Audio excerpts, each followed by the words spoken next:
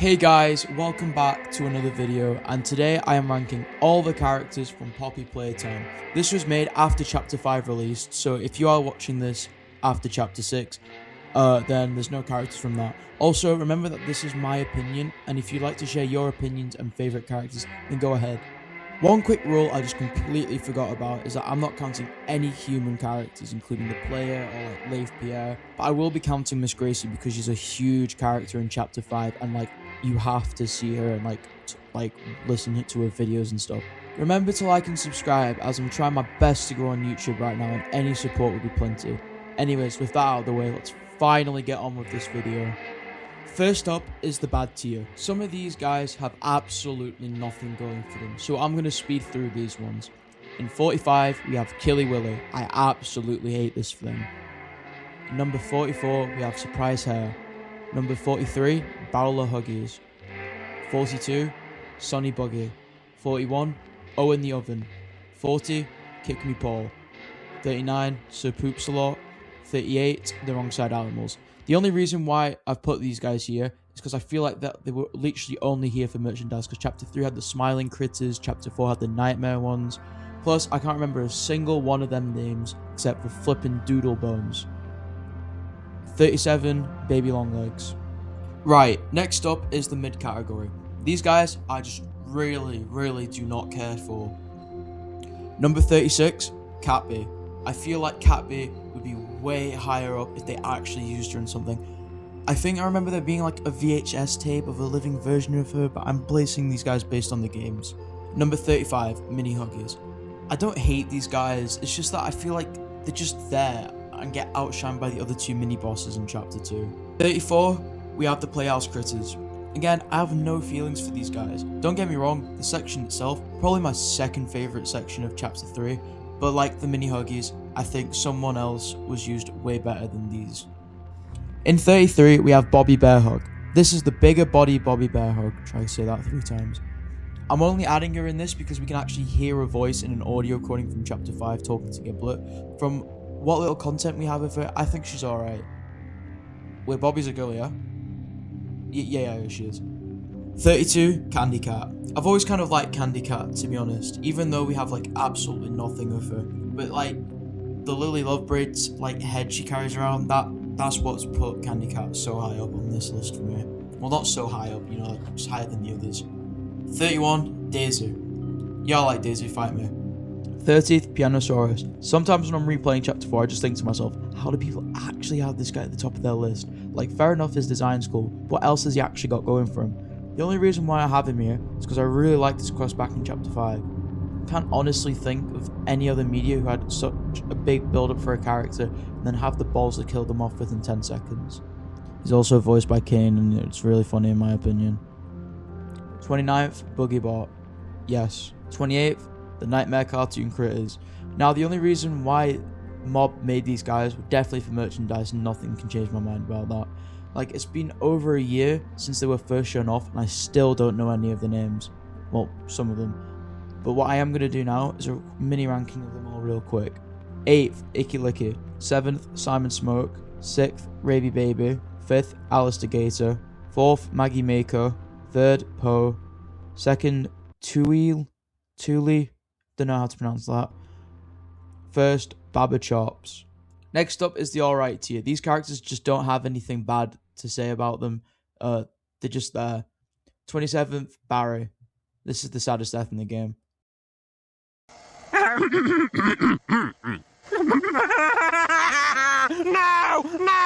No! It's too soon! Why, God? Why? 26th, Kickin' Chicken. Just like Bobby, Kickin' Chicken was first heard in Chapter 5 of Hoppy Hopscotch and Baba Chops. Gonna be honest, I kind of forgot to add Baba Chops to the list.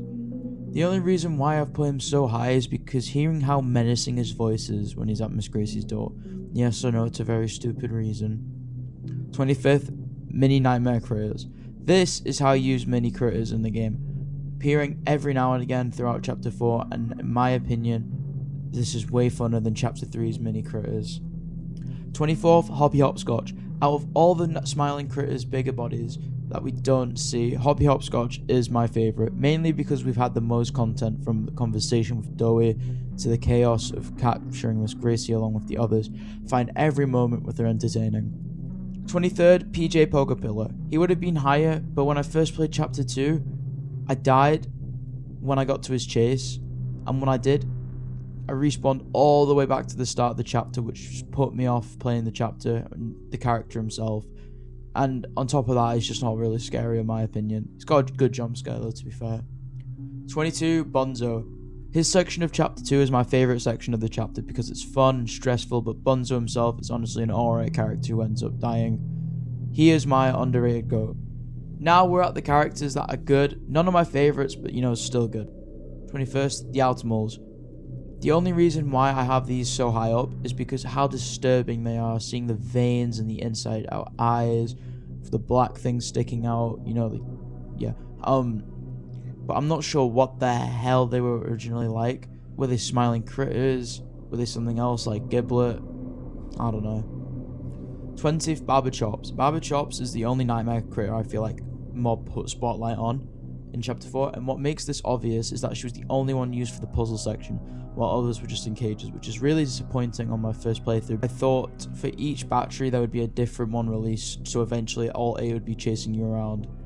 19th, the Smiling Critters. Basically everything I said about the Nightmare Critters is the complete opposite for the Smiling Critters. They're memorable, the designs are more abstract, and the fact they appear outside of chapter 3 makes them more memorable. I'm going to do another mini ranking as well real quick. 8th, Picky Piggy. 7th, Bobby Bear Hug. 6th, Bubba Bobbafin. 5th, Catnap. 4th, Kickin' Chicken. 3rd, Hoppy Hopscotch. 2nd, Crafty Corn. 1st, Dog Day. 18th, Globy. I loved the addition of Globy in chapter 5, even though I forget about him a lot of the time. He has the flashlight, which is used to scare off the Outermoles at the start of the chapter, and then the blacklight mode, which was used for puzzles and Easter eggs and all that. 17th, Bron. I've always liked Bron, even though he never really appeared in chapters. So, I was super happy seeing him at chapter 5 and how uncomfortable I felt seeing the Outermoles eating his insides and seeing him chomping on the grab pack. 16th, Boxy Boo. For Boxy Boo, it was weird where I wanted to put him, as he's not fully in the main game, but he is in Project Playtime, like the main character of that. His design is great and menacing with an uncanny feeling, and the mention of the theatre incident throughout chapter 3 and 4 makes me want to encounter him at some point. 15th, Mommy Longlegs. Oh boy, a controversial one. Now, don't get me wrong, her abilities are cool and the chase is brilliant, apart from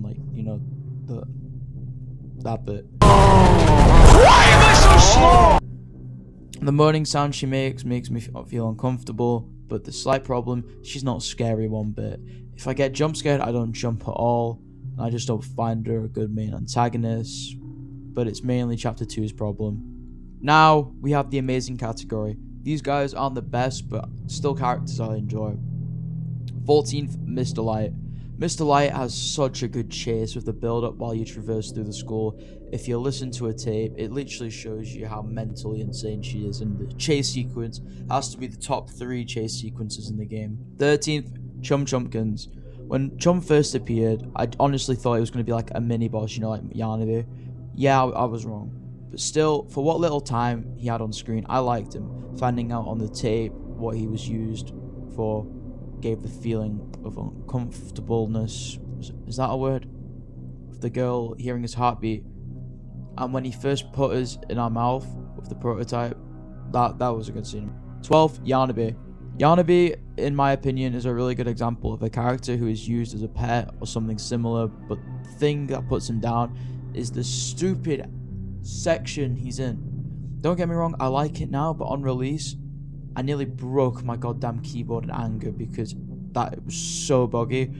I can never look at him without thinking the 4 hours it took me to beat. His design, though, is one of my favourites because of how his face splits open, similar to the Demogorgon in Stranger Things. And you can see that his teeth dig into his gums and everything.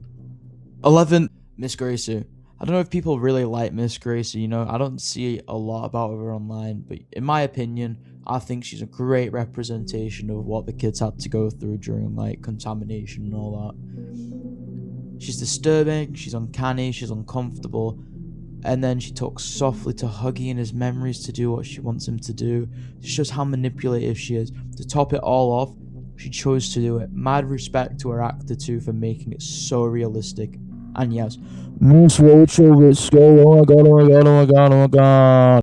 10th, Catnap. Catnap probably has the best design in the entire game in my opinion. His lanky body with his blacked out eyes and mouth with his tiny pupils can give anyone a shiver down their spine on their first playthrough. The Home Sweet Home section, in my opinion, is the best section of the entire game. Seeing him lurk in the shadows of the maze when Ollie calls you and tells you to run, you see this guy staring at you around the corner, it genuinely made me tab out of the game for a bit. His final form as well might be one of my favourite designs in all of gaming, but what brings him down is the actual lack of threat he is. Don't get me wrong, him in Home Sweet Home was perfect, chef's kiss, but then we barely see him until the end of the chapter. We see him worship the prototype in between the school and playhouse, but some people might even miss that on the first playthrough, you know, like me.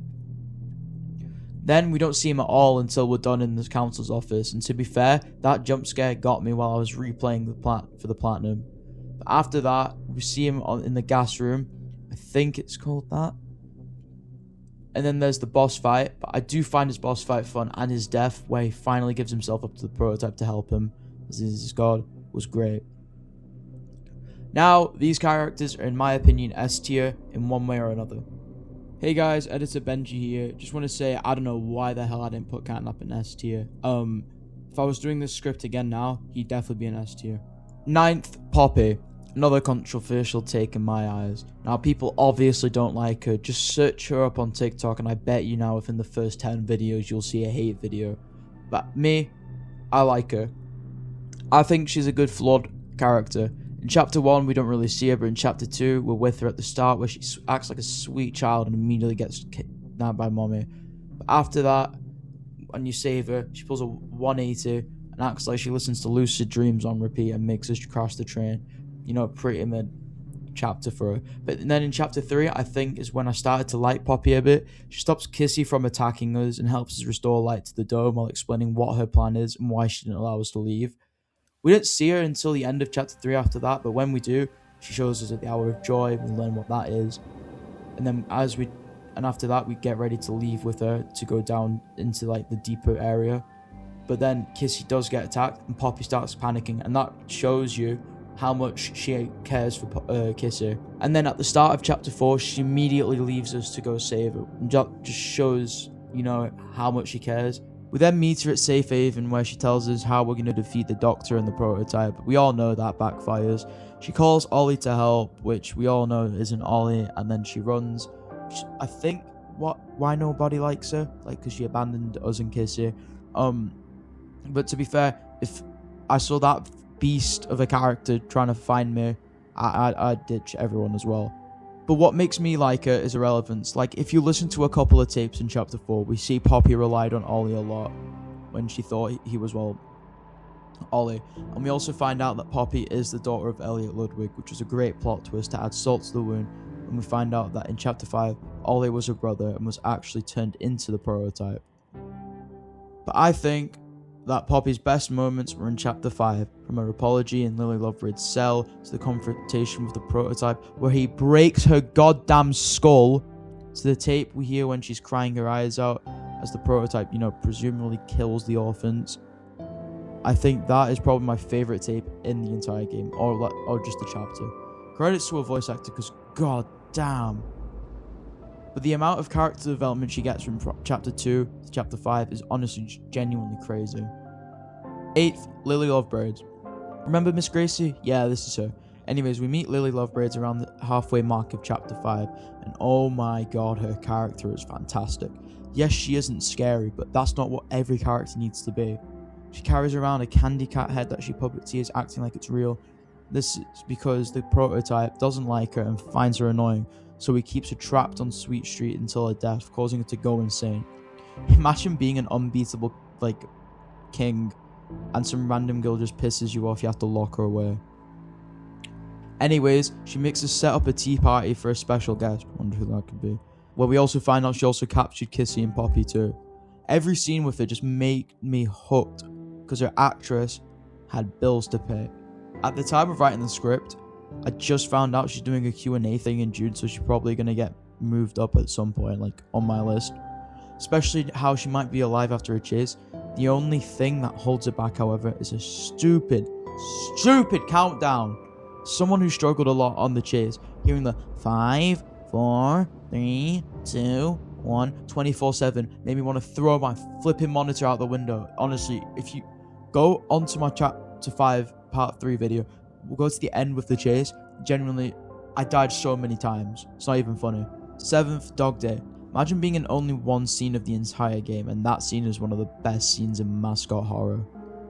Imagine how I felt the second I got past the playhouse thinking I'm chill for a bit, only to be disturbed by the sight in front of me. His monologue to the play was disturbing, finding out all the other smiling critters were long gone, and in his final moments, he begs for us to leave as he gets taken over by the mini critters while they crawl inside of him. And eventually, we leave him inside of the playhouse as all what's left of him is a blood-curdling scream, which is probably the last of him we'll ever see. Stuck there. And on the cherry on top, as the lift finally makes it to the top, we are greeted by the Dog Day cutout. 6th, the prototype. God, where do I start from? Obviously, we only see his hand in chapter 2 and 3, and then in chapter 4 we see the silhouette of his legs, and then in finally chapter 5 we see his full reveal. Now what I think makes the prototype so impactful is the fact he was built up from day one. We see his tape in chapter 1 foreshadowing him. We hear Mommy Longlegs say the iconic line, "You'll make me part of you!" This made everyone, except Game Tunes, theorize that he'll be an amalgamation. In chapter 3 we find out a lot more. We find that he mimics the voice of people around him, but more importantly, we were introduced to Ollie, who seems like a sweet kid behind the phone. Even though practically everyone and their mothers knew that Ollie was going to be the prototype, the plot twist at the end of chapter 4 was just genuinely heartbreaking. Seeing Kissy start shaking in fear, Poppy running for her life, all of this was paid off in the dollhouse. I remember seeing those pointy ass hands opening the dollhouse for the first time, and it put me on the edge of my seat. I was about to see the design of a character that was built up for half a decade.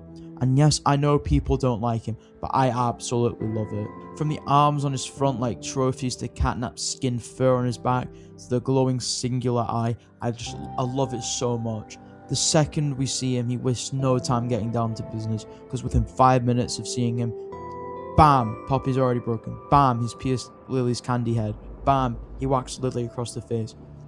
We don't see him until the end of the chapter after that, where probably the most emotional moment of the entire game takes place. But I'll get to that in a minute when I get to Huggy and Kissy.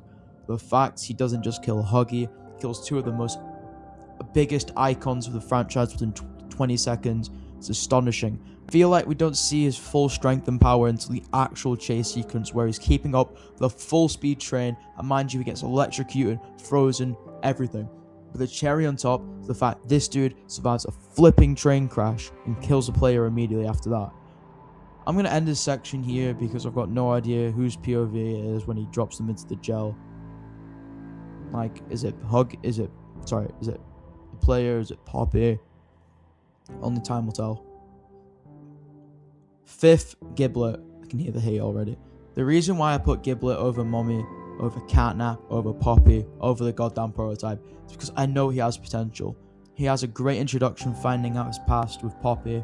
The fact he's got an inside man, yes, he was annoying in that one puzzle, and yes, he runs off for a while. We don't see him all the way until after Lily Lovebridge section. I don't care, because I think he's realistic. Was he needed? No. Was he a great addition to the prototype's lore? Yes. Listening to the tapes showed that Giblet didn't want to kill the innocent staff like the warehouse employees, felt remorse with Bobby Bearhug by tying them up. When you realise the prototype hunted him down, not to kill him, but to turn his body inside out, is honestly disturbing. And obviously, I'm not some kind of hero. Pretty much foreshadows him in chapter 6 dying. Oh yeah, he also revived us from getting impaled like Chaddy is. 4th, Doey. I remember watching a lore video about Doey and just thinking, holy shit, this was all in one chapter for one character.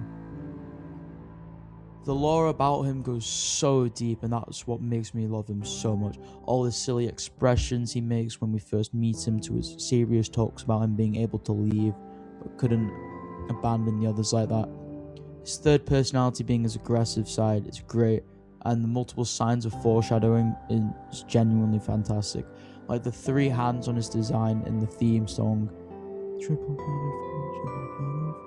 And well done to Michael Kovac for his genuinely spectacular performance in his introduction, the scene where he gets frozen for the first time, his final moments, but his best acting and best moments is when Safe Haven gets blown up, and as you're travelling through the pipes, you can hear his heart-wrenching screams as he finds everyone and everything gone. And then there's that scene, the scene where every soul's trying to take over, from the reasonable one to the crying one to the pure aggression, and eventually his anger gets the best of him as he gets crushed by rubble, as he punches a wall and emerges as a beast.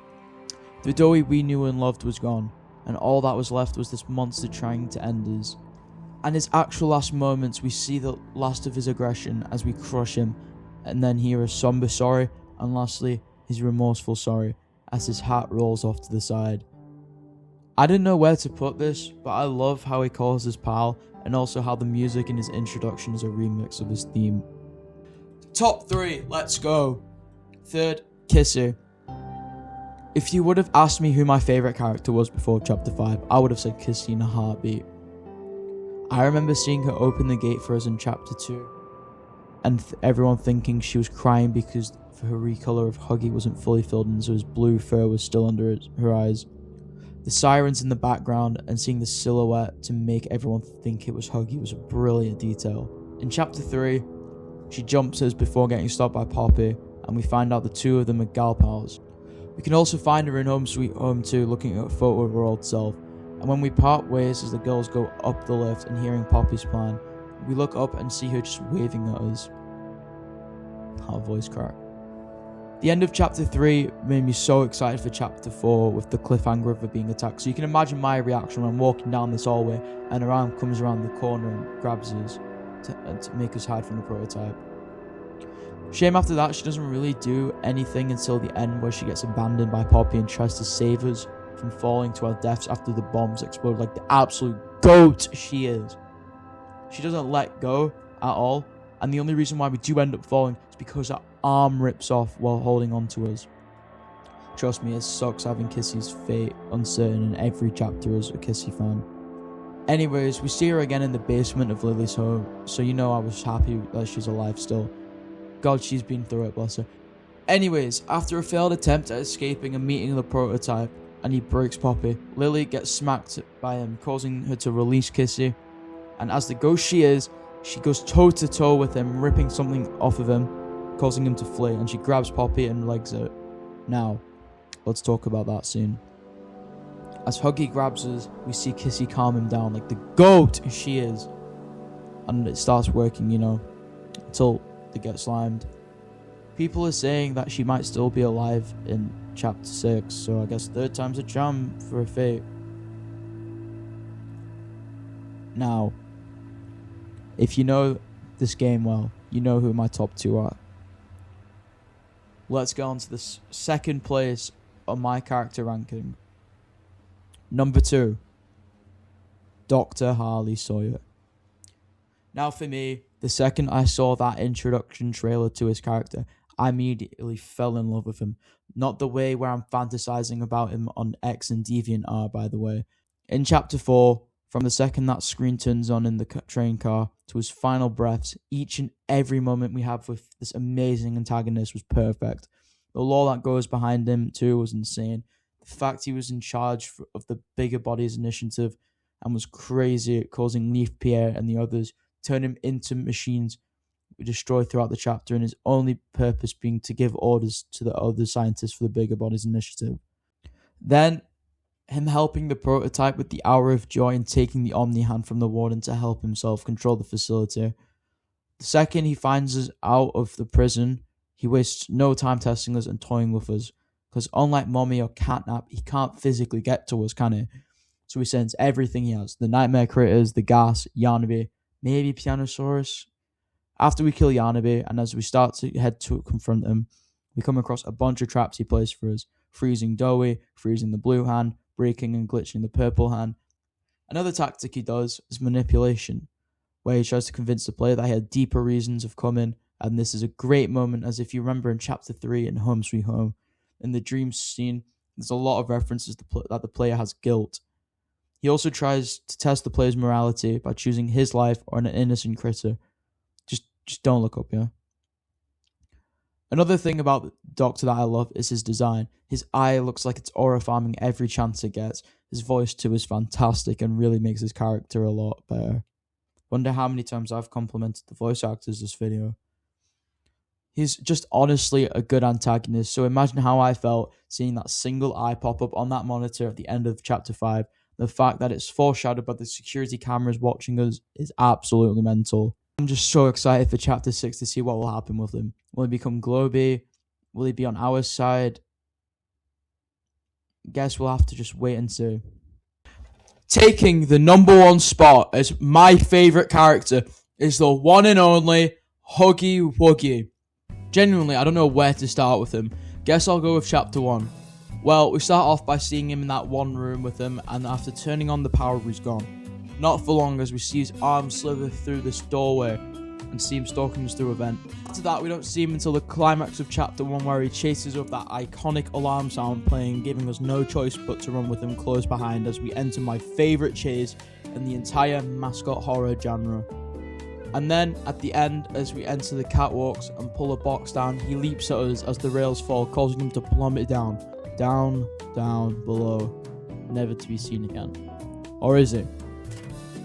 The only signs of Huggy in Chapter 2 is in a puzzle room where we can see blood and blue and yellow fur on the walls, clearly foreshadowing his return. And in my favourite part of the game, Home Sweet Home, when we play that tape and see his Sour Patch looking ass face come up and transform into that new creature. And out of the blue, get it because he's blue, he pulls himself out the screen with a distorted build and gives chase and eventually gets us. This part was great and shows the guilt of the player well. In Chapter 4, we don't see him until the end, where the alarm's going off yet again. We see a silhouette of a character with one arm. Who had just lost an arm? Kissy. And the lighting makes it look just like her, until it leaps forward, revealing that the game had done what it did again in Chapter 2, showing the now blue fur and bloodthirsty eyes as the chapter ends, as all we can hear is Huggy screeches. Before I get to Chapter 5, I'm going to just say that I've just said all that, and none of those was even close to how big his role is in Chapter 5. Chapter 5 kicks off right where Chapter 4 ended, as Huggy's breaking through that room to get to us, and as he does, he gives chase. The chase is decent and some parts of his animation are great, but what makes this scene so powerful is in the elevator, so we think we're safe. This guy smashes through the elevator and grabs a goddamn grab pack, the very same thing that caused him to fall into the abyss, lose his arm, cause his organs to be hanging out. Next time we see him, we are actually playing as him in a memory, and this gives us major laudums of how he was turned into what he is today. He was forced to kill toys that didn't do anything wrong, he killed some random scientists during conditioning, but more importantly, we find out that Kissy is used to calm him down, and this is backed up by his amazing stealth section where we have to enter Sweet Street and distract him by using projectors of Kissy. And even if he's literally 3 steps from ending us, if he sees her, he drops everything. Now, let's get back to that scene. He gives one last chase before catching up to us, and just as he's about to get his hands on the player, he notices Kissy in front of him. And as she calms him down, we can finally see his mouth close for the first time, giving everyone hope that he can redeem himself, and he was finally at peace.